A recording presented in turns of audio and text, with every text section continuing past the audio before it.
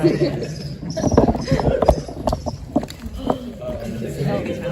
gotta need to host. I gotta need to host.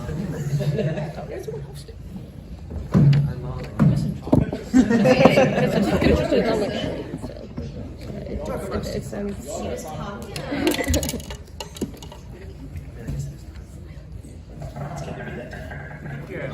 Oh my gosh.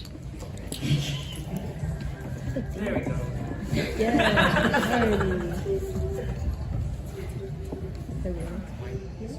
Everybody having a good con time? Yeah. It snowed. It was crazy. Spring break, everybody! It's already past that one. I had that last week. Spring break? Yeah.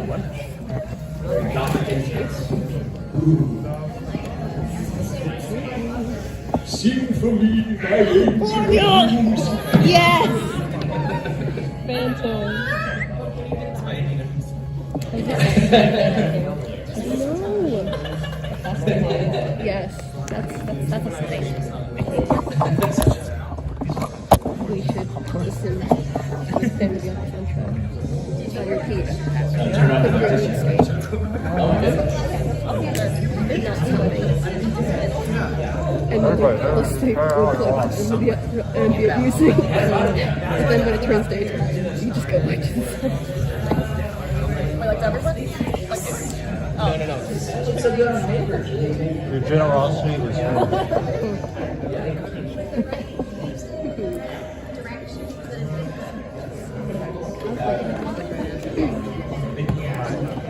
I feel like we're hopping from one to another without even talking. Yes. Good, let's start. How's everybody feeling? Day one, baby. Staying warm, staying toasty, trying. Oh, yeah. No.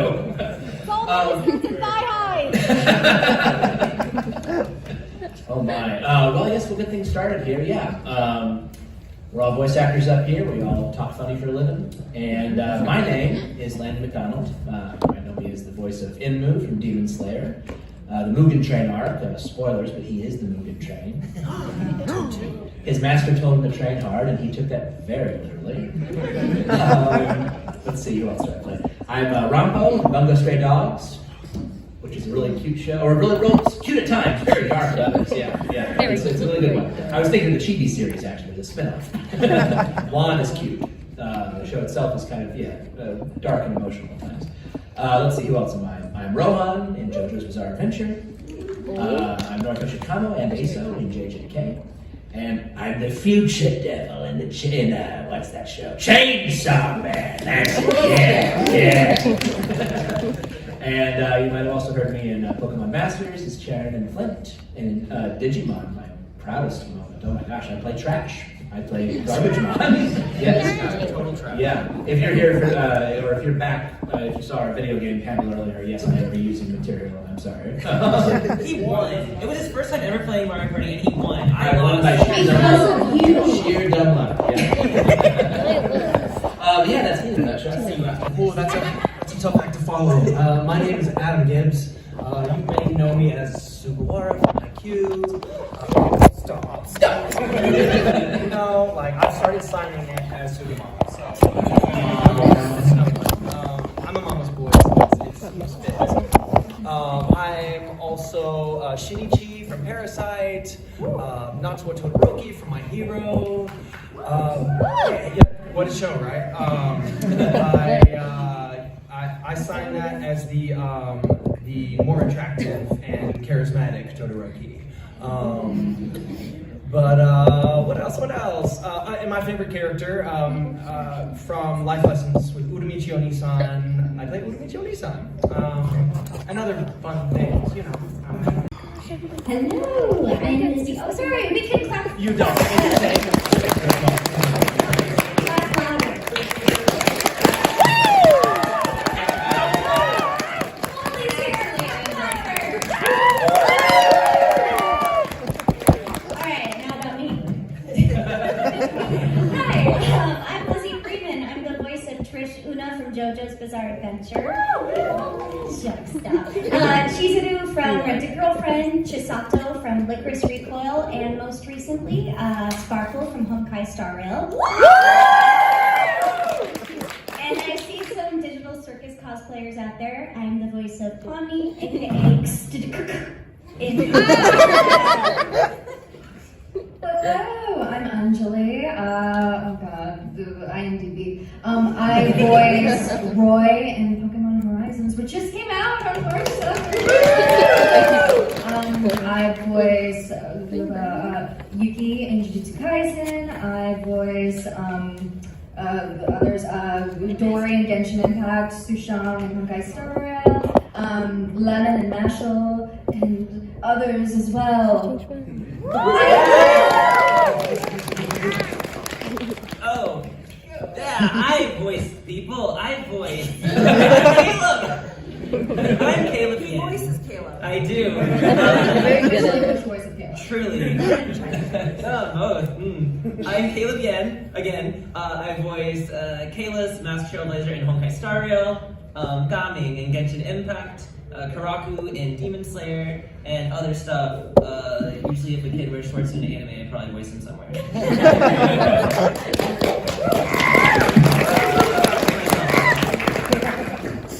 Hi, I was late, sorry. Thank you for forgiving me. I'm Molly Zhang, I voice Zila in Honkai Star Rail. This season I'm in Apothecary Diaries and Shangri-La Frontier. Show minor characters as Hammerfish's Blessing, and yeah, glad to be here.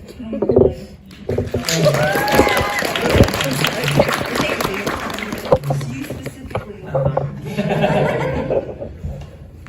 So is this part where we like, do you have some, Cues for hello. You want him louder? So do you have Q's? We have A's.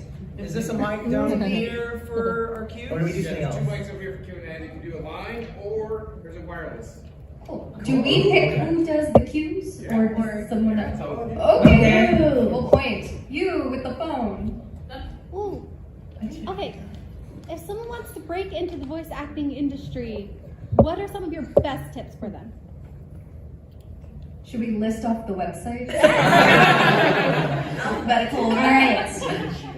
You should write this down. Actually, yes. You want to start listing them? Sure. I want to be a voiceactor.com. Classic. It's really good. Whoa, it's right here now.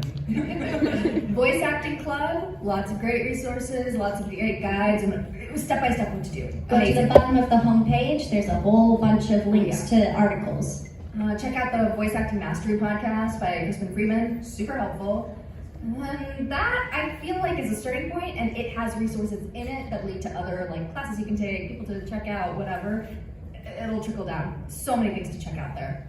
Those are super great concrete ideas. I have a couple that are a little more abstract. But what I tell people is, you know, we are voice actors, and so people, because voice comes before actor, we think that, oh, I can do a bunch of voices. I can be a voice actor. Well, that can be true, yes, but can you act?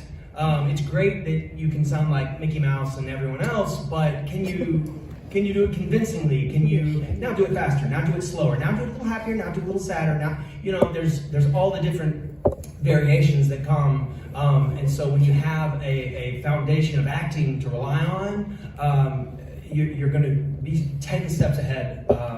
So I always say, take an acting class, take an improv class. A big part of what we do is what's basically called cold reading. You know, we don't get these scripts ahead of time and sit and memorize them like you would in theater or even on camera.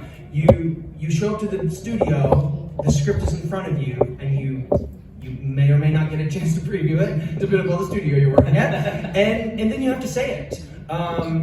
And then you have to take a direction and be able to mold and change. And so if you can show up to your audition, once you get the audition and you have those things in your toolkit, you're going to be way ahead of person B who didn't do those things. So that's my soapbox.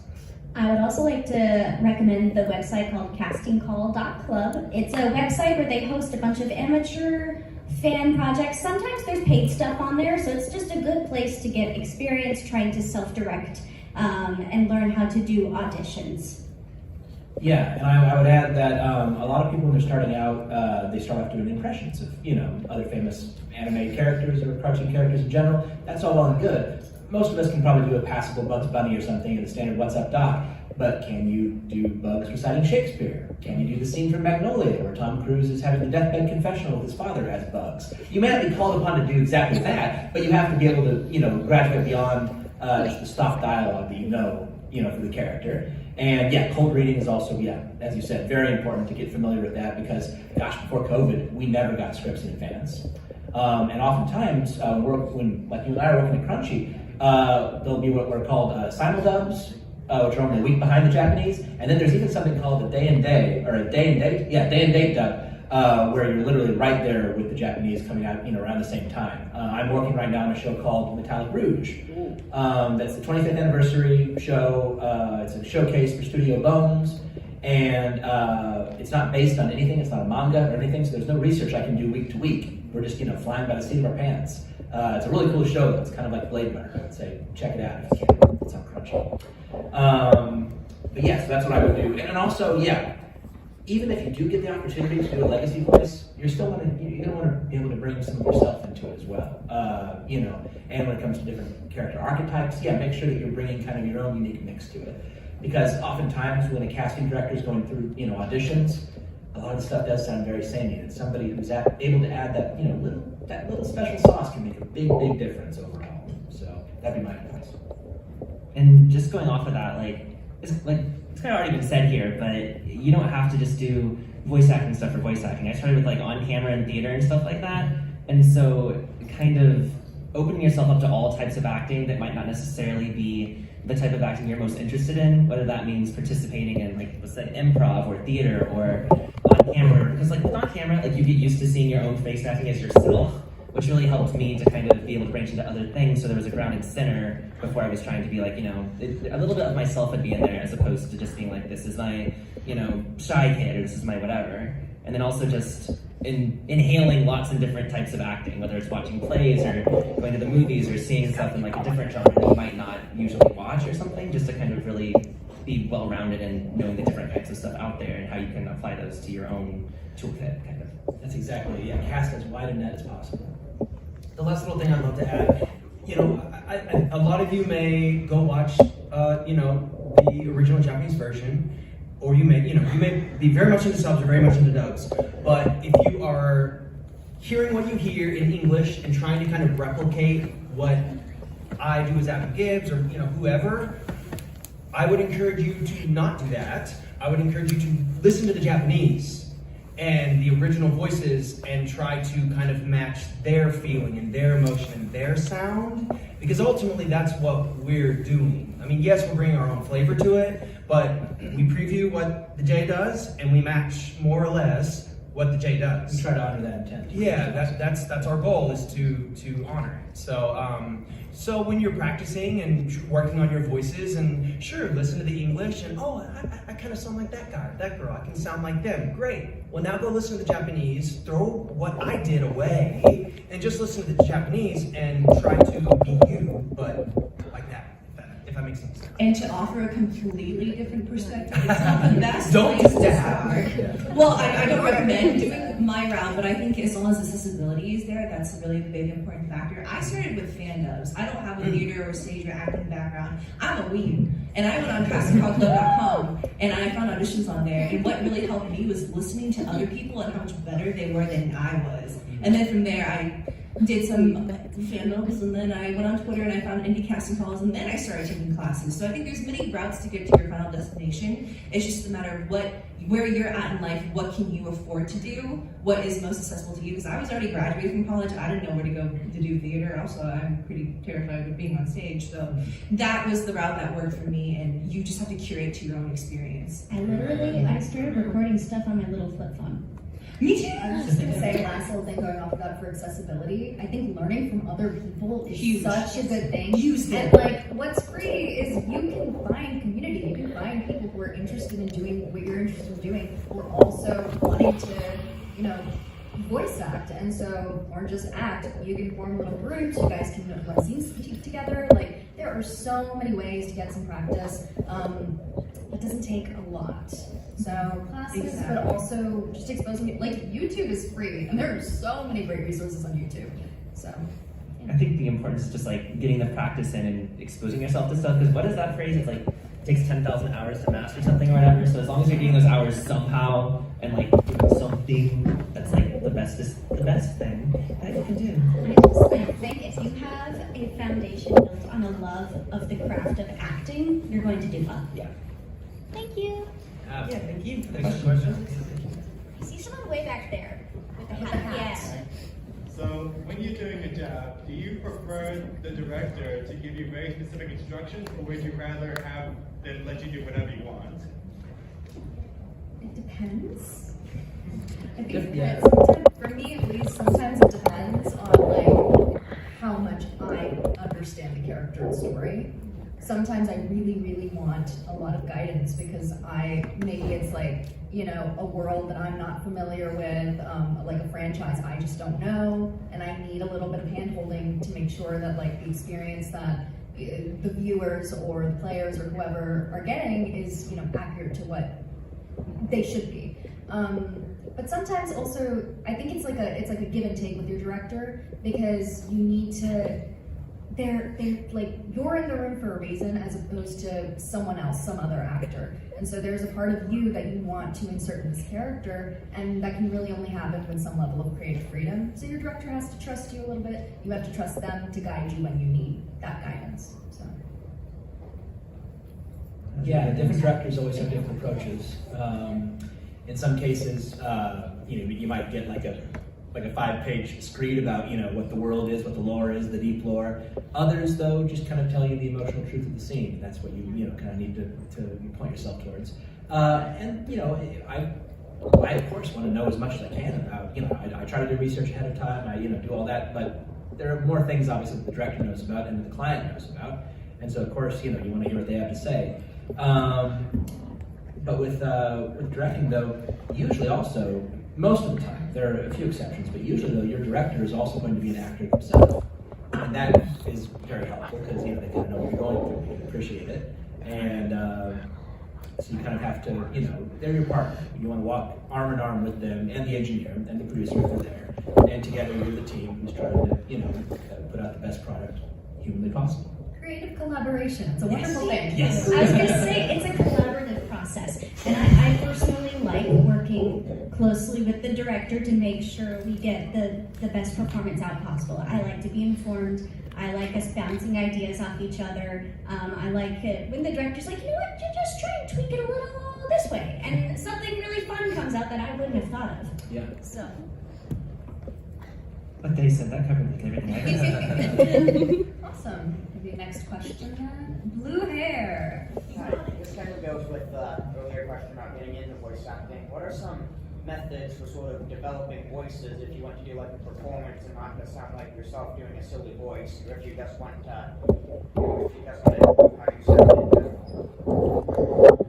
I feel like when you're coming up with characters, you kind of have to do silly voice. Like there's an element of like just discovering what you can do, like what your range is, and like for me, I think a lot of it comes to character art because I think that inspires.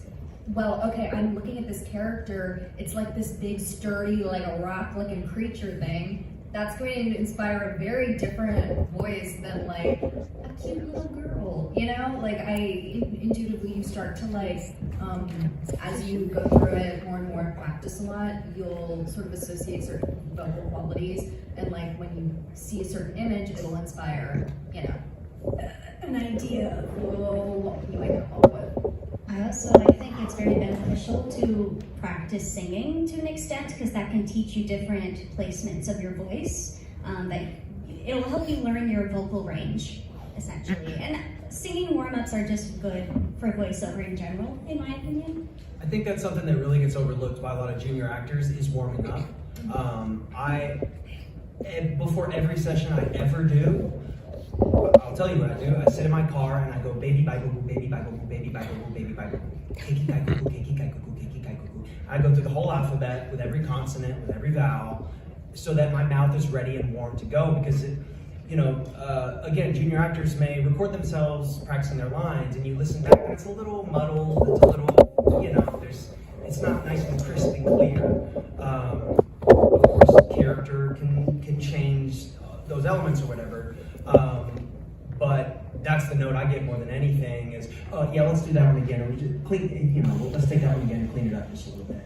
The line sounded fine, but it didn't sound like the character talking, it sounded like an actor trying to sound like the character, and that pulls the audience out of it immediately. So they want to clean those little things up.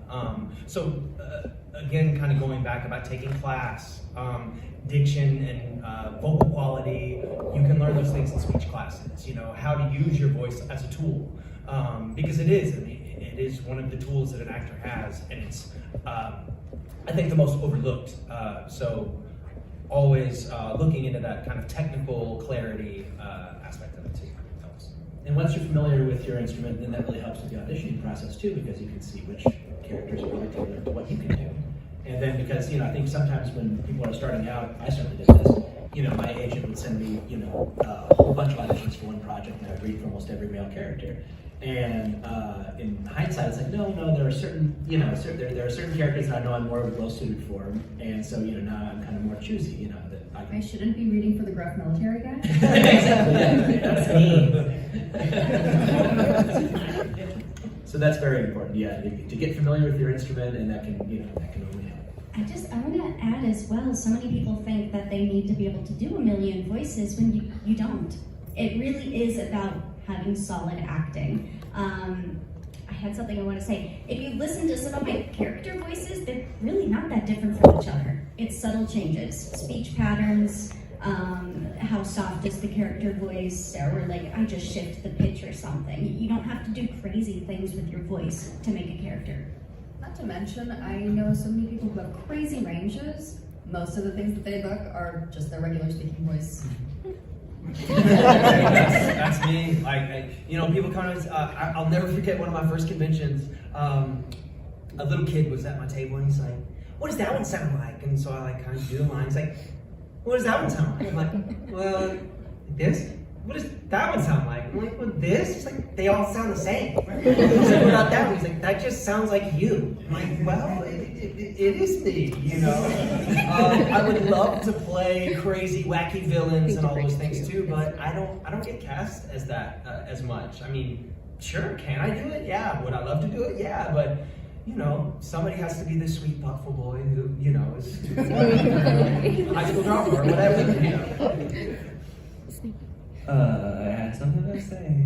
Oh, that was where, as we said before, it's not super helpful to go and try and copy someone's performance verbatim and make the same choices as them. But doing a bad interpretation of a character, what's that word? A bad impression of a character, where you're not trying to match that person's life or whatever, can lead to a lot of different character voices that you can do. So it's trying to be Kim Kardashian or something. You're like, oh my god, I can talk like this, and then you're like, this could be a character. It's not Kim Kardashian for sure, is that? But it can be some other interesting thing you might be able to do. Or even a fun version of that is combos or process of different characters. You can really Totally. Oh, it's Kardashian and SpongeBob. I don't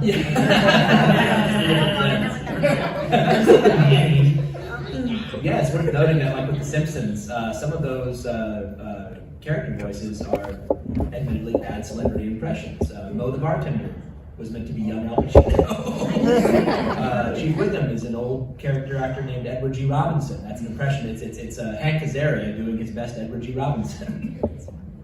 So those bad celebrity impressions can be reinterpreted and kind of recycled into original character voices. And a lot of me figuring out what different voices I can do comes from just having fun at auditions and just playing around too. Yeah, the CD can tell you're having fun. Yeah. Someone else go right. Sir. Hi. Is there a performance, whether it be a voice over or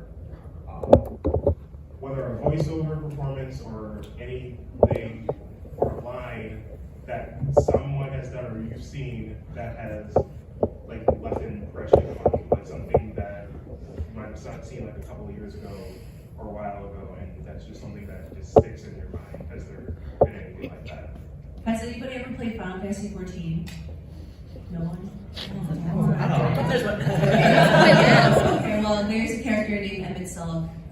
Are you that far? Yeah. Okay, I don't want to spoil, but his final scene in front of the Gates of Montserrat, that was my favorite voice acted scene of the last, I can't remember much of my life, the last 5 years. I want to say that's my favorite scene ever. He's got the very British Shakespeare performance that I usually don't get into because I'm a weeb, but he did a really good job with that one. I was gonna say, growing up, the shows that I loved were like Batman the Animated Series, Justice League. I loved those shows so much.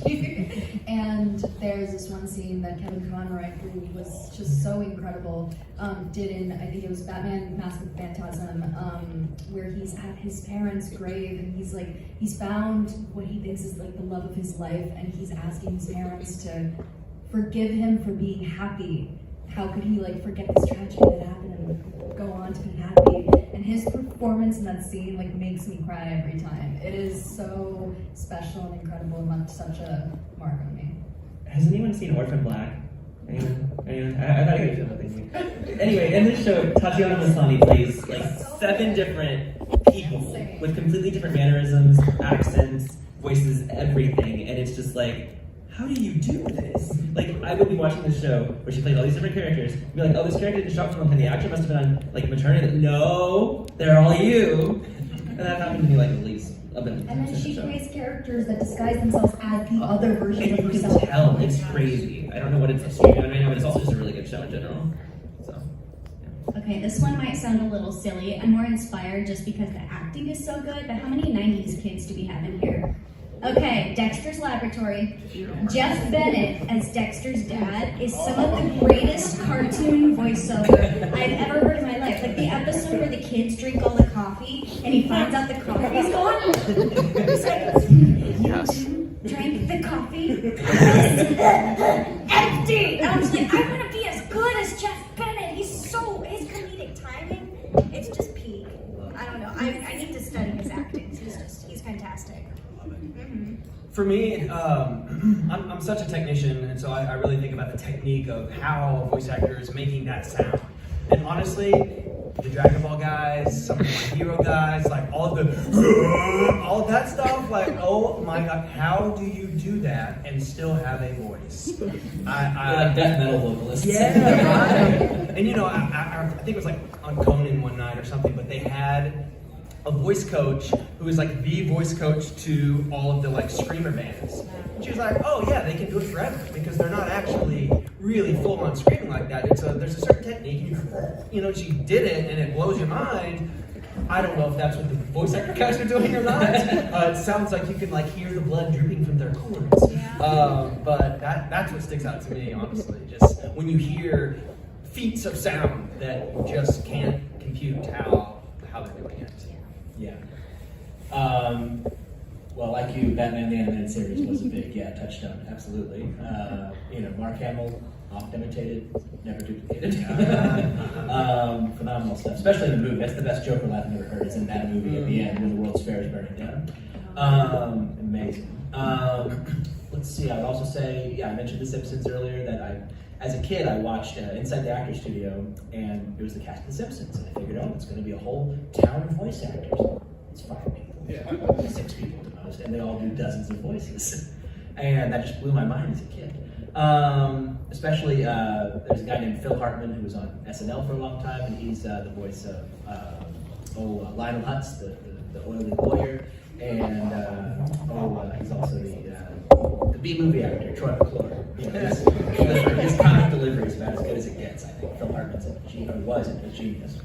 Anime-wise, I would say there's a guy named Ryan Massey who was in a show called Bakuno, and he played a gangster, a bloodthirsty gangster named Lad Russo, and that might be my favorite performance in anime. He is so darn good because he's somebody who obviously just, the character he's not just your stock gangster villain.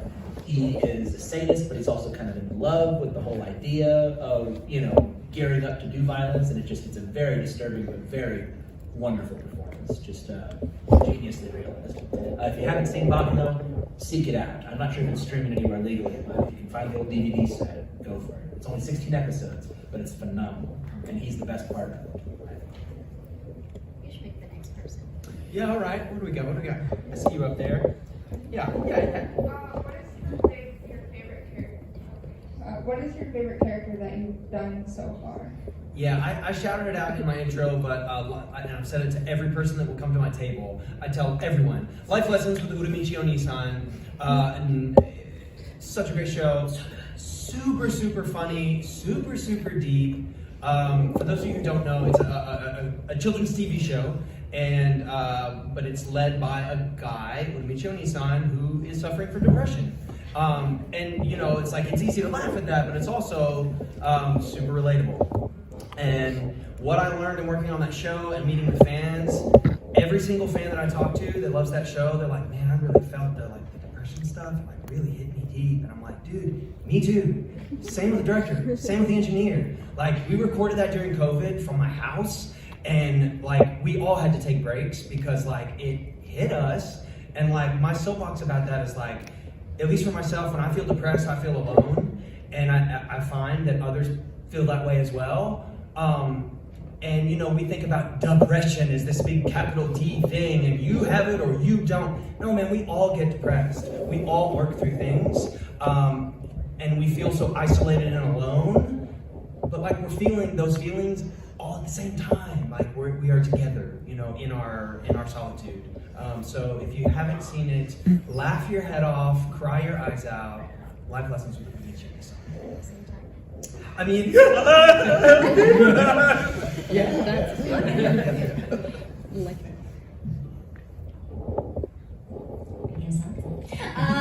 I'm sorry for anyone who's been to panels where I've answered this before, but I have two. I'd say my favorite anime character I play is Chisato. I strive to be like her. Chisato from Licorice Recoil, I should specify. I strive to be like her because she's just a cinnamon roll and a good, pure person. But in actuality, I have my second favorite character I do the voice for, which is Pomni from Digital Circus. I'm an anxious, nervous mess. I would say probably Ranpo from Bungo Stray Dogs, especially during season 4, when we got to explore his origin story.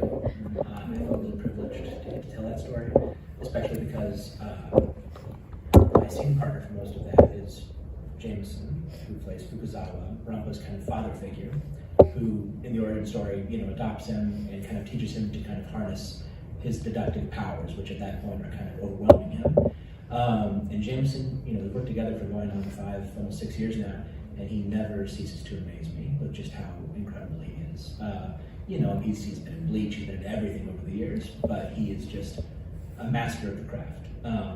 And I think he does some of his very best work in season 4. Especially there's a scene where Ranpo, in order to, he loves to show off his deductive powers, but he's put himself in jeopardy to do so. And Fukuzawa gets very angry at him and slaps him and says, there was a gun pointed right at your face. And when he says that, his voice breaks. Jameson's got this great, baritone voice, but it breaks when he says it. And when I heard that, it was already in when I was recording. I didn't have to act in that moment. I started crying. But he goes, I'm sorry, again and again and again. In that moment, it was so real to me because of what Jameson had created for me. So I will always be grateful to him for that. Absolutely.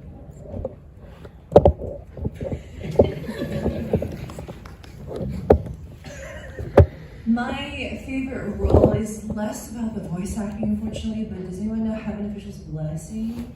Oh, okay, cool. I'm a very minor character in that game, but my best friend voices Shillian, and I voice the baby form of Shillian. And it's VL, so there's not many female characters or feminine speaking voices, so to just be part of a franchise that I really like is a big deal to me. So it's not the biggest role, but it's just something fun I share with a good friend of mine, and I really like novels. For me, it's probably Gaming and Genshin Impact, because he's just a lot like me. He stints him a lot. He has issues with his dad. He gets to work through, which is really cathartic because he's a really funny character to me because all of his gameplay stuff is oh, let's do this. This is super fun. Blah blah blah. And all this story stuff is my dad. And just getting to go on that journey with him and to see him work out his issues with his dad, which doesn't always happen in real life. It's just kind of just really fun and cathartic and it's great.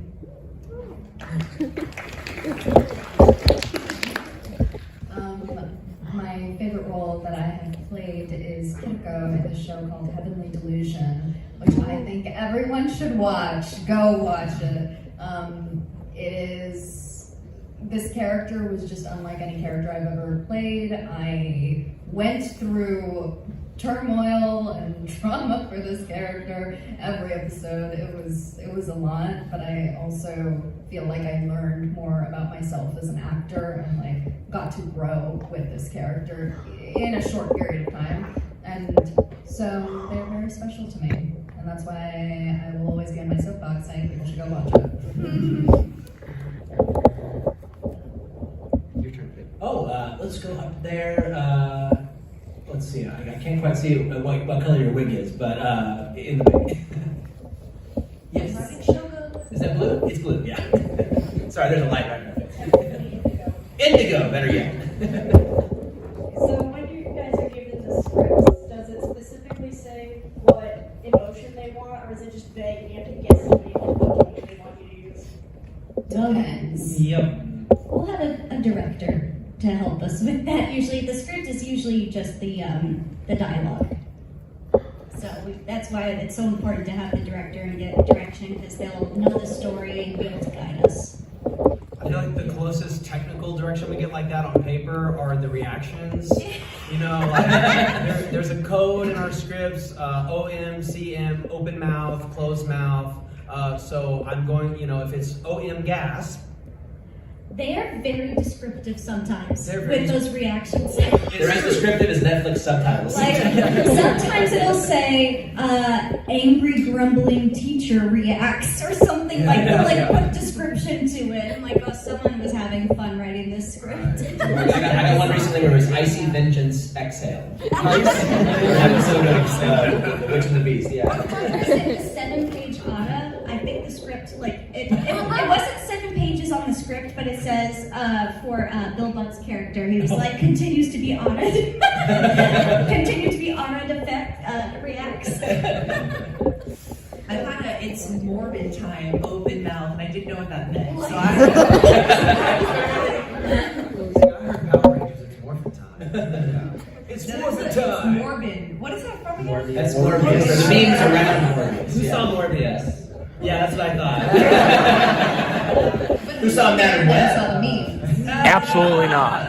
I'll say sometimes for some video game scripts get a lot of intention written in, but that's because you'll have so many lines with no context where it's like, yes, okay, whatever. So then they'll write stuff like, affirmative or kindly says or whatever, so you can quickly get through your 100 cues in an hour or whatever it is they're looking for. I think this is actually a more relevant question when it comes to auditions, when you don't have a director in the room and you kind of have to figure it out on your own. Because sometimes, they're super descriptive about the character, about the scene that you're reading for, whatever. Sometimes you get nothing. You just have lines and you just have to come up with something. And then you get inventive and creative. I ate a bagel. Yeah. That's the line. Okay.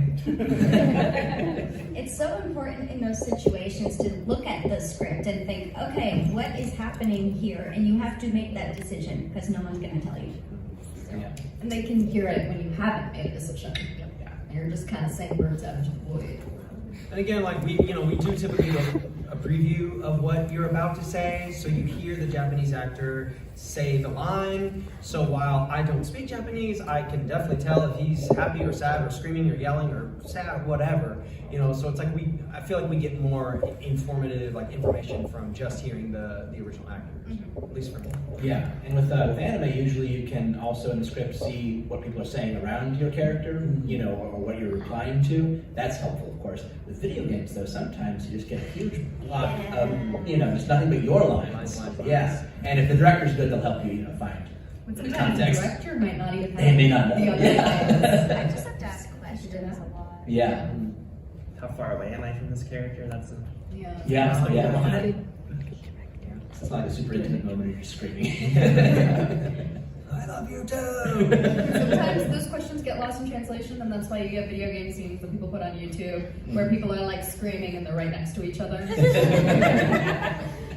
My favorite one was once where somebody was like, "No, you can't go," and it pans 4 screens to the left where they are. It's like, wow, you didn't get that across.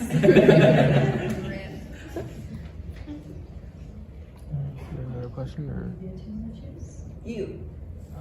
Oh, sorry, I'm making you run a really old way. Maybe we should have gone along. Just toss it.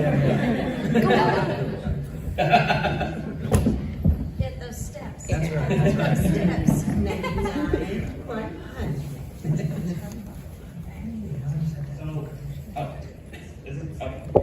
What are some of the most fun or what are some of the most fun roles or lines you guys have had? Good one. Wait, do you want to start? No, I was doing it. I think. Okay. So, JoJo's Bizarre Adventure Part 5. The body swap stuff was a lot of fun. Where Trish and Mista switch places, and that was extra fun because it was during the pandemic. So I had to record it from home in my walk-in closet with my boyfriend asleep in the bed right in the room next to me, saying all those out of context lines as a how old is Mista? Like 20? A 20-year-old guy trapped in a 15-year-old girl's body and reacting the way you think that would play out. So, he's just on the other side of the room hearing me say all of those lines out of context. Which I will not repeat in here because I'm sure there's a lot of minors in this room. My favorite is when we get bits. It's like, so if you're in for a session and you're playing some role on some show, the director might be working on something else, and hey, do you mind if I use you for a couple lines here and there? So you get sprinkled in as a one-line character. Those, a lot of times, are my most favorite because it's a one-off. You get to see some wacky guy run in and scream something and run off. My favorite, I did this only like 3 or 4 weeks ago, but the title's not out yet or whatever, but I happened to play a little beaver who was freaking out when someone came to town. So, I just got to, oh my God! And so, like, I never get to do that voice in my normal work. So anytime I get to do something that's, like, so counter to my normal voice, there's nothing more fun. That inspired in me. I completely agree. I feel like random bits where it's just like you have no idea what they're gonna throw at you. Those end up being the craziest. I truly don't remember what this was in. But at one point, I think I voiced a drunk pig. Yes. And it was a pig. It wasn't like a pig human character. It was a pig that got drunk. And it was crazy. That was a fun moment. Did the pig speak? No, the pig did not speak. It was just look.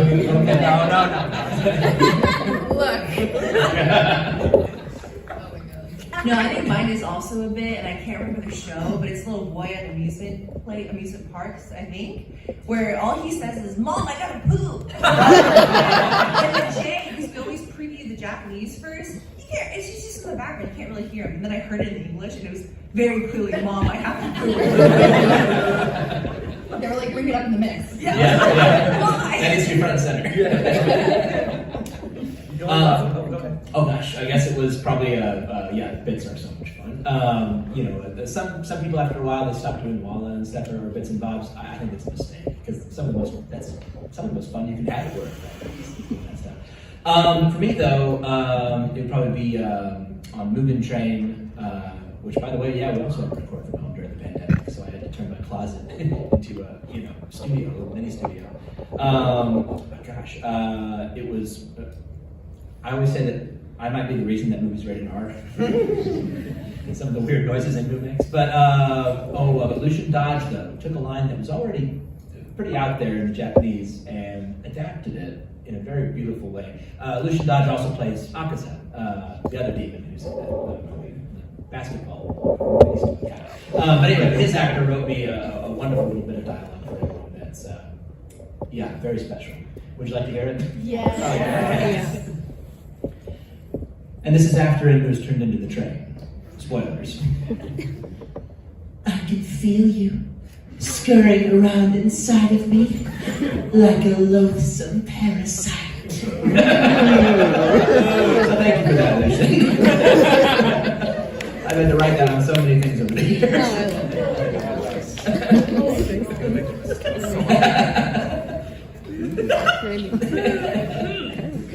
Going off of drunk stuff. Has anybody played Triangle Strategy?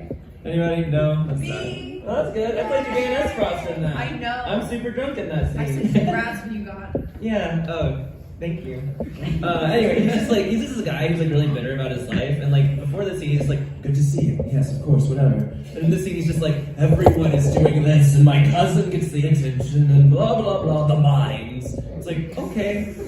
And then my other favorite one is a bit. It's the hero is overly cautious. He obliterates the slime, and I'm the slime.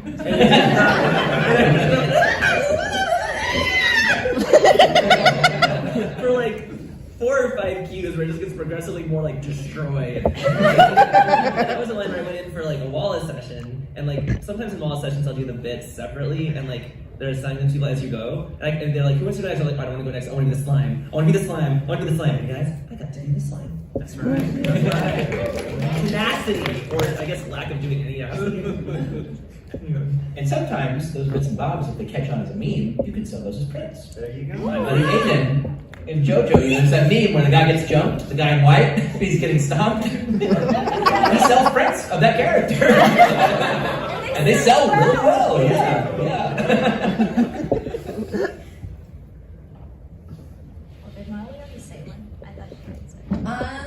Okay. Whoa.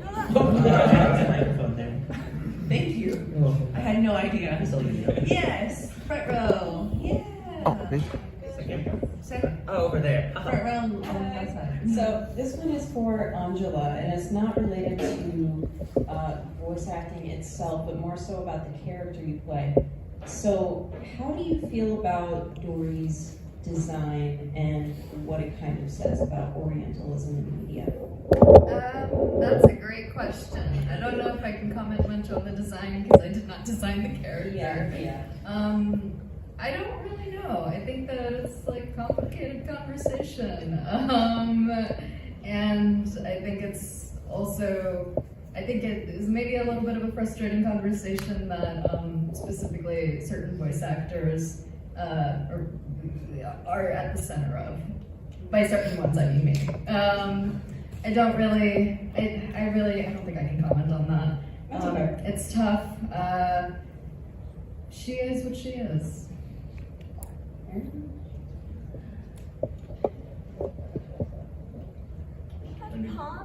like the palm me to ask you a question. She's been raising her hand the whole time. Thank you. I guess I have 2 questions. One for the whole table and one for Caleb. Hi. For the whole table, if you were able to cosplay like unlimited money, if you're able to cosplay one of the characters that you voice or just any character in general, who would it be? For Caleb, have you went to the dumpling house across the street from South Carolina? There is one. It's good. It's really good, and it's like affordable. So.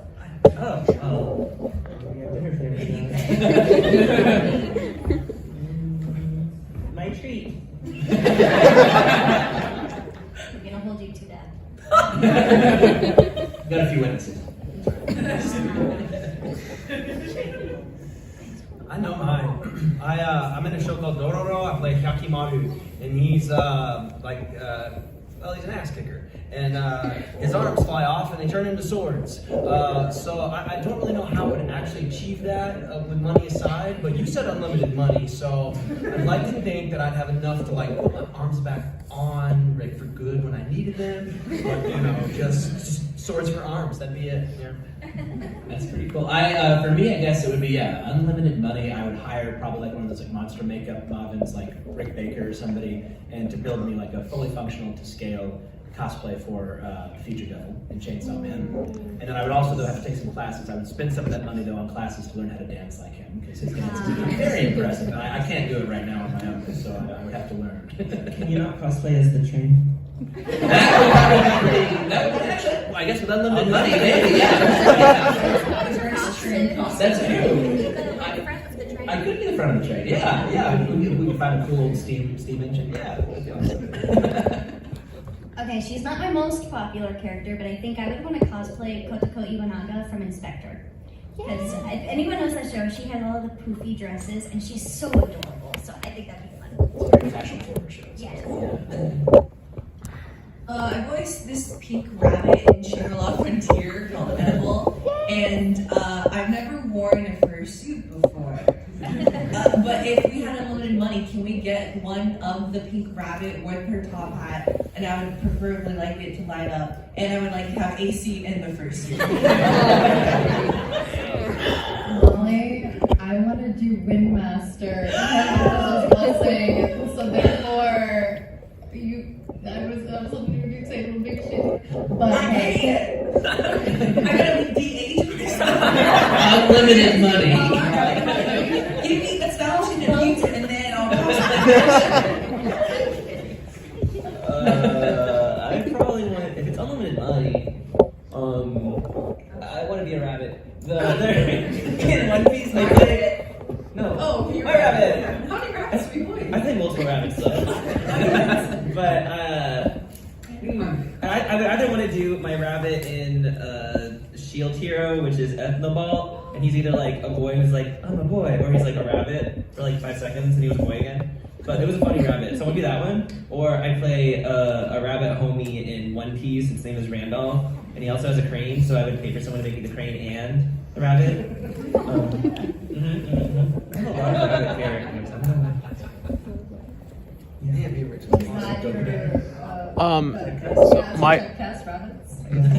My question is there any role that you guys auditioned for that you thought you did really good in, but you didn't get the role? 80% of them. More than I could possibly say. Yeah. The key is though, when it comes out, eventually, and you hear who they picked, you will have a couple of different reactions. One might be, okay, I get it, I understand, and I can learn from what they've done to perfect future auditions.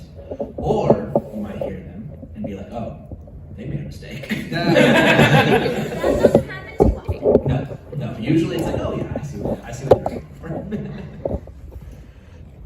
Yeah, you find a way to kind of block them out. Like certainly there are certain roles that you want so bad, and when you don't get it, it hurts. But if you do this long enough, and you're fortunate enough to have as many opportunities as we have, it just becomes a part of the game. Like, again, they'll teach you this in acting class. Rejection is the foundation of the industry. Like, if you can't be told, sorry, you're not it, and be able to pick yourself up and keep moving, go do something else. Really need to develop a memory problem? Just forget everything you've ever submitted. That's great. Steve Bloom, was like the god of our craft. During the best year of his career, he told me he booked 35% of what he read for. 35%. And that sounds low to you guys, but to us, that's really yes. Herculean. But so that's just the nature of the beast, and most of what we do is we audition for a living and we get rejected, all the time. And you just have to, grow a thick skin, fire and forget, move on. And know that the beauty of this industry is there's always something coming. There's always something new. Molly will know this pain. So this was last year. Yeah, you'll know this pain. I got an audition. I honestly can't remember what it was for, but the reference for the character was Budako from Grand Carnival. What is it even? Fate Grand Order. Fate Grand Order. Fate Grand Carnival. Yeah. And it was my character. She was the reference. I'm like, oh, I got this in the bag. They didn't cast me. I'm like, you used my voice as the reference. This is great. And I think also going off that, sometimes you really want something that's like in a certain project or whatever. Like I read for so many other Genshin characters, and my book got me was like one take because he's like me. And I was like, okay, well I guess that's what that's supposed to be. Sometimes it's just kind of like, no matter how much you want something, maybe you're better for something else later. That's just not your role. You're like, oh yeah, this person's not better than I could have, or that's just what they wanted. So. Yeah. You also learn, like as an actor, you grow this community, and you feel like there's not enough pie to go around. But then you realize that, like, oh, I'm still working, and oh, my friends are still working. Like we're all still working. Like you may not always get the project you want, but stick around. This is another little acting thing I was taught, that it all boils down to 2 words: the success in this business, and it is staying power. How much power do you have to just keep trying? If you don't, maybe that's fanciful and BS, but I've tried to lead my career that way. Tell it to my bald spot. I'm still here. Yeah, it's long goes. You can't always get what you want. Yeah. But sometimes you get what you need. There you go. And what you need.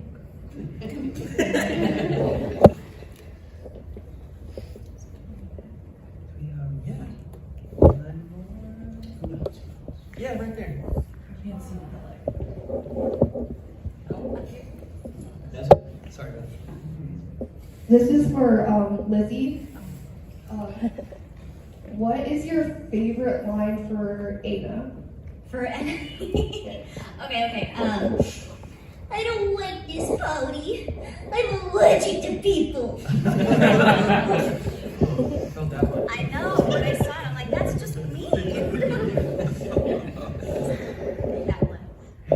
Great question. Okay. So we missed our friend here. Yeah.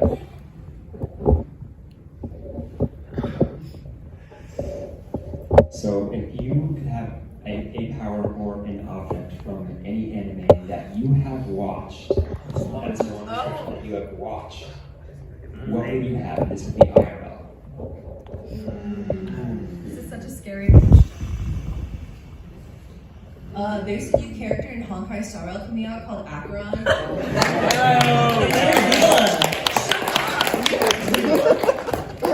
Don't come to our Q&A tomorrow. It's gonna be me beating up Kayla. Like 30 minutes, they come in a cast and a line. But Acheron has a one-hit kill, and what's her overworld skill. And I don't want to kill people, but I just think that's a cool. I don't want to kill anybody, but I want to cover the one shot move right. The fact that the devs ultimately implemented something so broken, I was like, That's old school though. That's like the golden gun and golden knife. It's like lots of turns. Wouldn't that be you don't need turns, but you one shot.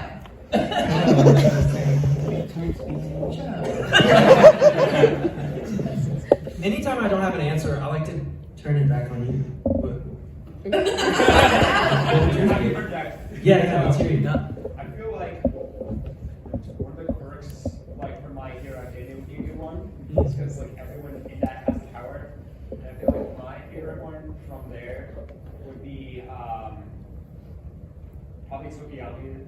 Tokiyami, the guy's shadow coming out of his stomach. I feel like that'd be a cool one to have. Be a great party trick. Yeah. Nice. Never get lonely with the bird. No. That's right. Yeah. I would just want to be good in your ear. Is that an answer? That's a good answer, right? Yeah. Eat well, train hard, turn all your friends, or turn all your enemies into friends eventually. Yeah. I'm working on it. Right. I want telekinesis and I want Jean Grey stuff. Oh, I thought you were gonna say mob. For that. Pick your weeb or what do you call the comic book fan? They're not weebs, but they just. There you go. I was gonna say something like that. I guess. Oh, I was gonna say mom, but I gave it to you. Oh no. Thank you. Okay. Well, I don't know. I want magic, so maybe anyone from Mashal besides Mash. Anyone else? Lemon.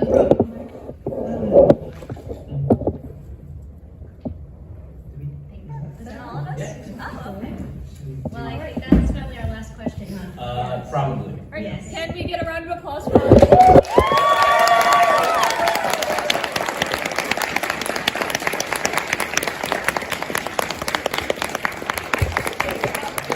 If you're interested in seeing them more, they will have some panels tomorrow on Sunday, and they will be signing additionally in the Fieldhouse tomorrow as well. So check our app for that or the print schedule. All right, thank you all for coming out. Can